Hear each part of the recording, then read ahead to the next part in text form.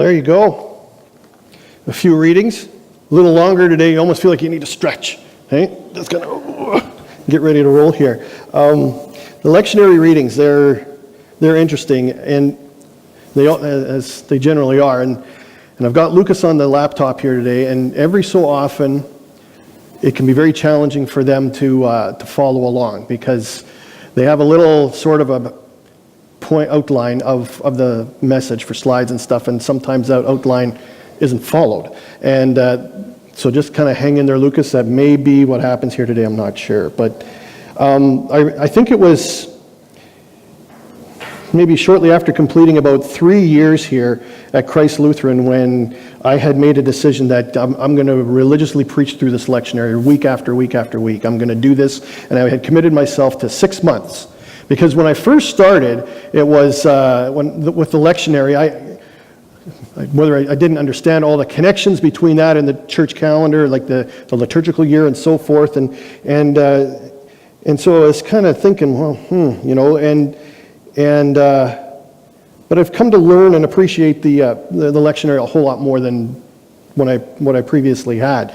Again, going back a little bit, like from my background, some of you know my background. We started here in the 70s. The Baker started here. And for those of you who were here in the 70s, I know some of you are still here, that were here in the 70s. And we weren't really what you would call church goers at the time. We were kind of nominal at best in those days. And those of you probably remember that. And although I had Lutheran roots and I was of Lutheran heritage, I didn't really know that much of it until I eventually hit Bible college, and there I probably learned more of my roots than in any other place.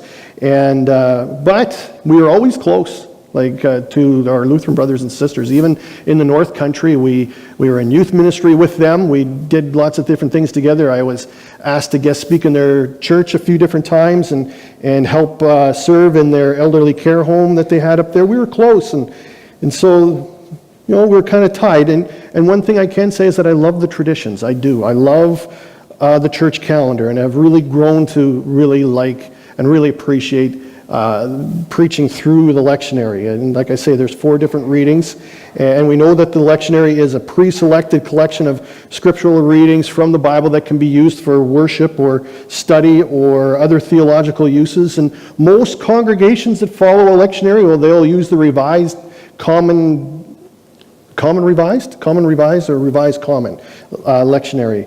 I did have a revised common lectionary. And it follows the liturgical year, and it begins there in Advent and goes to Christmas, and then it goes to the baptism of our Lord, Epiphany, Transfiguration fits in there, and Lent and Easter and Pentecost, and then you see a great big large chunk there, season after Pentecost, and then we get towards back to Advent again, and it's kind of a fascinating journey to kind of work through.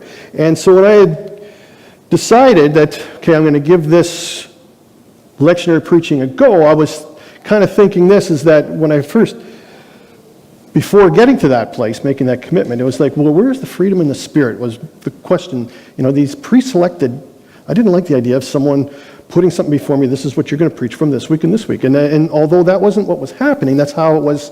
Where's the freedom and the spirit of that? Just kind of following an outline and following that is what I thought. But I committed myself to doing this, and 6 months turned into years, and 6 months is still going on. And I found that there's real adventure in seeing what the next week is going to hold. What will the lectionaries have this upcoming week? And how uncanny it is that so often the readings that we have find a way to reach us in the everydayness of our life. Like whatever it is we're dealing with, it hits us and it connects with our daily lives. And so where's the freedom? Where's the freedom of the Spirit? Well, you know what? The Spirit doesn't need tradition or custom to find us. Tradition and custom may be what helps us focus on Christ, to focus on worship and so forth, but the Spirit of God is going to find us. Regardless of custom, regardless of tradition, the Spirit of God will find us. And in preaching through the lectionary, I have felt the freedom that, I don't know if I necessarily want to go this direction this particular Sunday. If I felt strong about it, then, I wouldn't feel tied to it. And I would do that. But, I really have loved the challenge of working through the lectionary. And I also made this commitment too, that whenever a hard passage would come up, I'm not going to kind of substitute it with something else. I wasn't going to do that. I wasn't going to cherry pick and substitute another passage. I would make my way through it. I would rather be honest. If I didn't have the answer or answers to the hard questions that were presented by a specific passage, I didn't want to do that or substitute them with something else. And today's Old Testament reading represents to me or presents to me that kind of a challenge. And I knew that one day we would find ourselves in this particular passage, that it would find its way into one of our Sundays, and here it is, the story of David and Bathsheba. And it's a compelling story of injustice being uncovered, and it requires some thinking through too. There's a whole lot more going on there than what we have time for this morning to throw out onto the table. It's not a mere simple story of two people who had committed what was intended to be a hidden act of adultery between two consenting souls, whether they were even two consenting souls.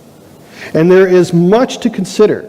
And you can't forget that David was the king of Israel, a powerful king at that. And even to this very day, he is still regarded by so much of Israel as being the greatest king of all the kings who had lived. And in Samuel, 1 Samuel, Samuel had written, he said that David was described as what? He was described as being a man after God's own heart. That's how, what Samuel said. This is how God regards David. And what we know of David is that he was brazen and he was fiercely loyal. He was a warrior and he was a general. He was innovative and he was strategic. He was emotional for sure, and he was charismatic and compassionate and so very impulsive, as our Old Testament reading will suggest and support. And in a rare moment, in 1 Samuel 11, we find that he's not with his armies where he normally was. His armies were out at war, and he's not with them. Where we find David is on a rooftop, and he had stayed back in Jerusalem rather than be with his army, rather than lead the army. And he's on this rooftop, and perhaps in this moment of when we read of him in 1 Samuel 11, maybe he's really bored. He's a warrior after all. And from that high vantage point or that high view, he sees Bathsheba and he impulsively puts into motion a bad intention that puts on display the kind of person that David nor any of us would ever want to be. And Bathsheba is brought to David, and did she even want to be there? There's just far too much to speculate on in this story. But for now, let's stick to what's before us. Bathsheba becomes pregnant, and it's David's child, and now what? And here we find that David is like many of us through the ages, that when in conflict of our own doing, why come clean if no one will ever know? Why expose the heart if no one will ever know or no one will ever see? If a grievance or a crime or a sin can remain covered or unnoticed, away from, and it's away from attracting attention to ourselves, why not just leave it that way? And David takes this moral compromise to a whole other level where he's willing to have a person completely snuffed out from existence to keep his so-called character intact. And we know the story well. He has Uriah, Bathsheba's husband, placed on the front lines of battle where the fighting is going to be the most fierce. And he does this once he finds out that Bathsheba is pregnant. And in time, David's plan was accomplished, as he's killed in battle, thus keeping David's sexual exploit of Uriah's wife hidden, quiet and buried. And this is David, a man after God's own heart. And life carries on for David. Eventually, he marries the newly widowed Bathsheba, and their son is born a few months later, and time passes, and it seems that the last word about injustice, it seems to have been spoken. Although the writer of 2 Samuel does say in verses 26 and 27 that God was furious over what David had done. And then in chapter 12, we find the prophet Nathan. He arrives on David's doorstep, and he's sent by God to confront the king about the murder of Uriah the Hittite. And in order to get the king to admit to what he has done, he tells this very compelling story. He paints this picture for David to consider. And it's of a poor man who had a lamb. whom he treated as a child. It was like a member of the family.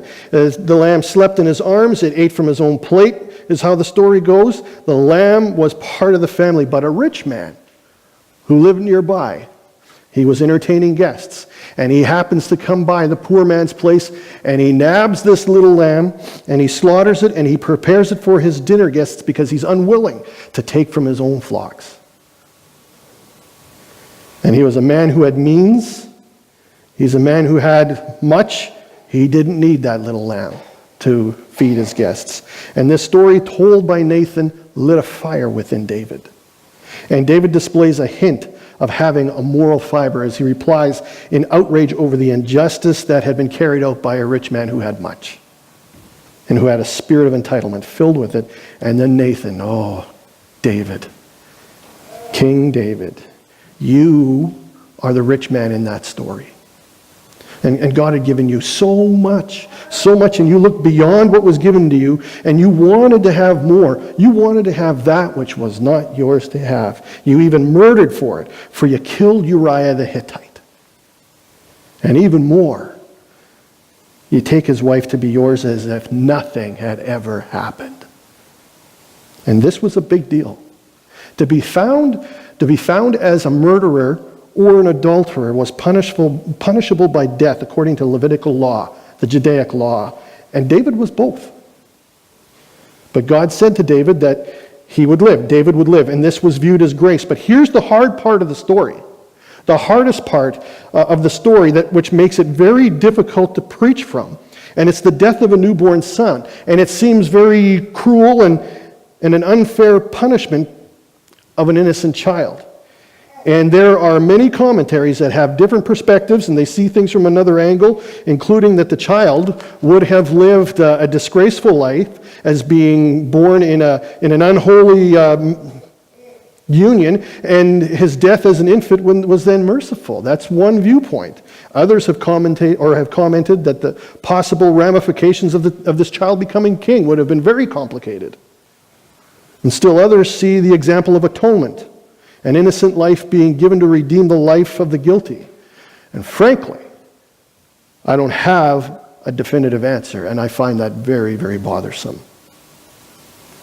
But I trust in an unfailing and completely just God. And what I don't understand, I believe, will be revealed one day, and I'm counting on that.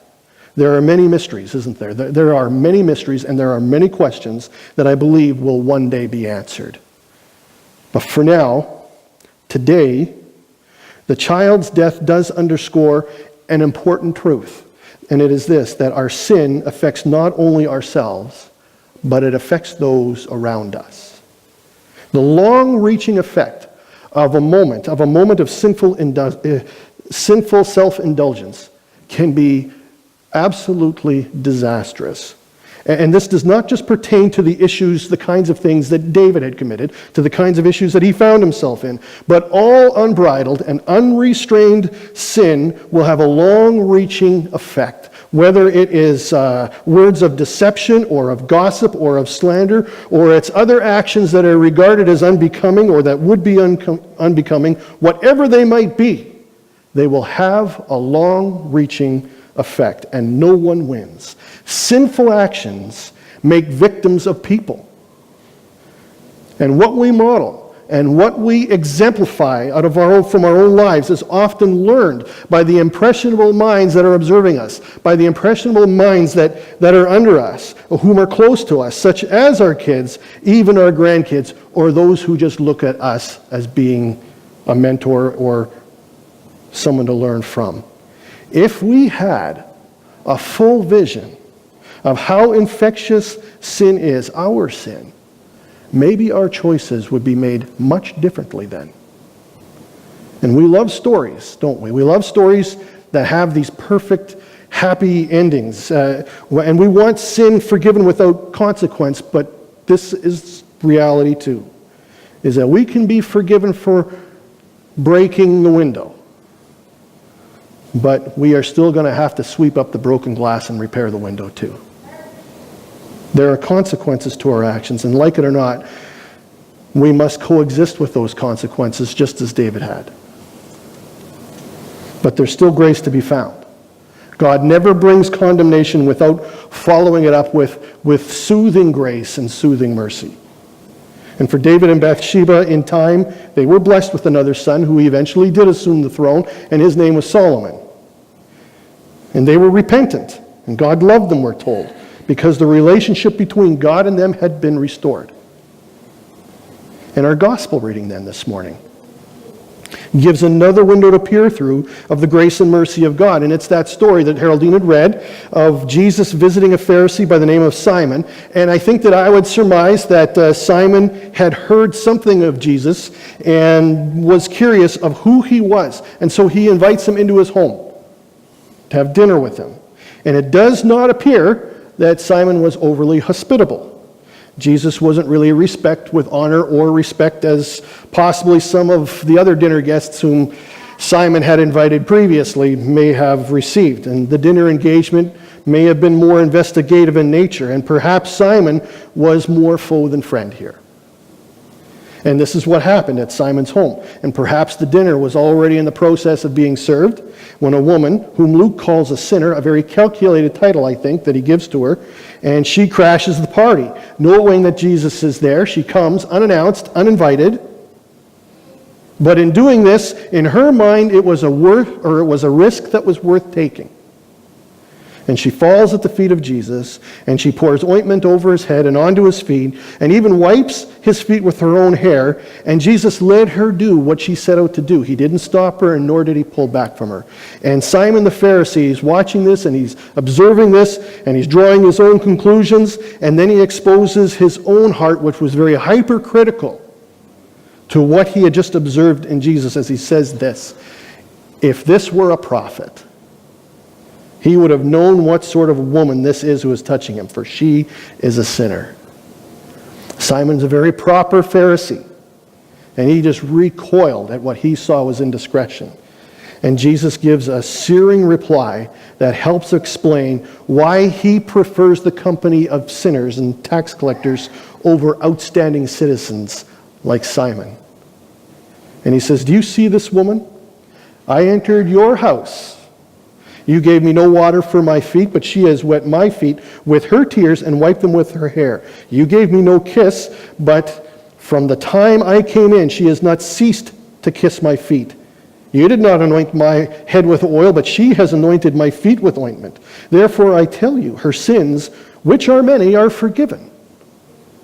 For she loved much, but he who is forgiven little loves little." And immediately after he speaks these words to Simon, he then turns to this woman and he says to her, "Your sins are forgiven." There is much that we can draw from, and when we consider the array of dinner companions of Jesus that are mentioned throughout the Gospels. And I searched for a clue that might explain why Jesus made one group, sinners, feel so comfortable, and another group, pious, feels so uncomfortable. And I find one clue. I find such a clue from another scene within the Gospels that brings together both the Pharisees and a blatant sinner simultaneously. And the Pharisees in this particular story catch a woman in the very act of adultery. And as I said earlier, that is a crime that called for the death penalty under the law of that day. And what would Jesus have them do? They ask, hoping to trap him in a conflict between morality and mercy.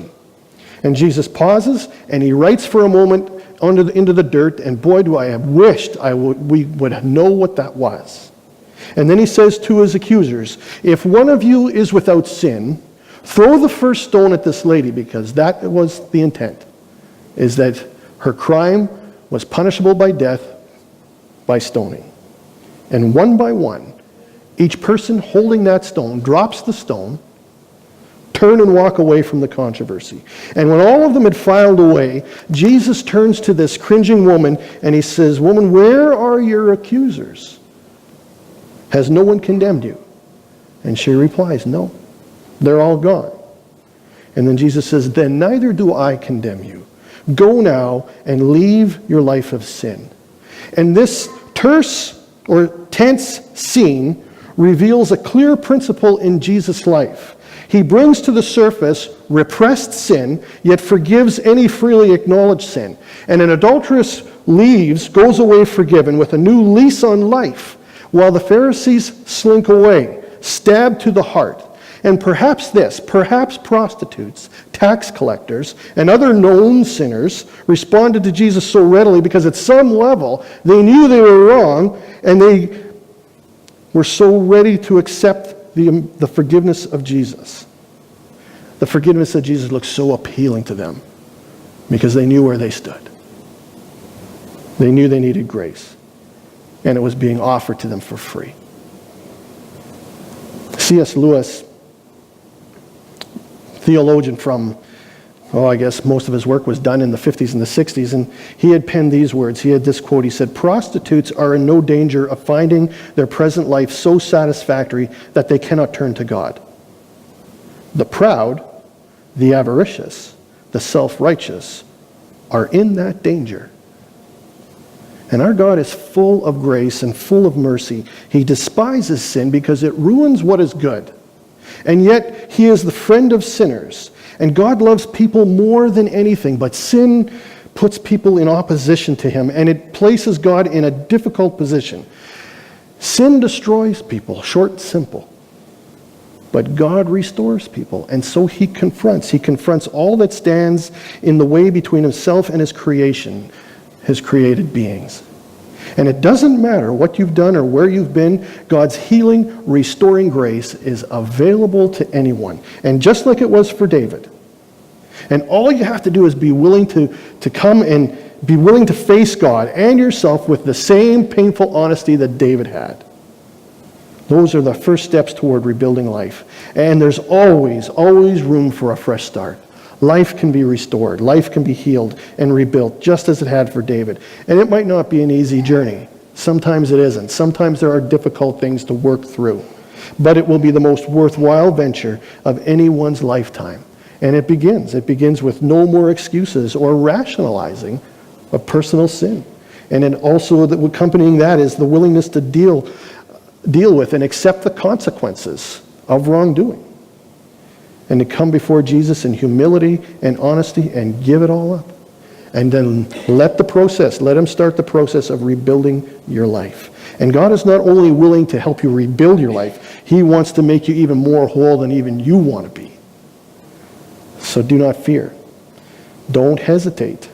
He is waiting for your call. And I love that verse from Romans, that in him there is no condemnation. And these are sweet words of assurance that come to us from the friend of sinners. And I'm glad that that is what he is for us. In conclusion, why don't we sing together the words that David had penned from the book of Psalms, "Create in me a clean heart." Would you stand with me, please?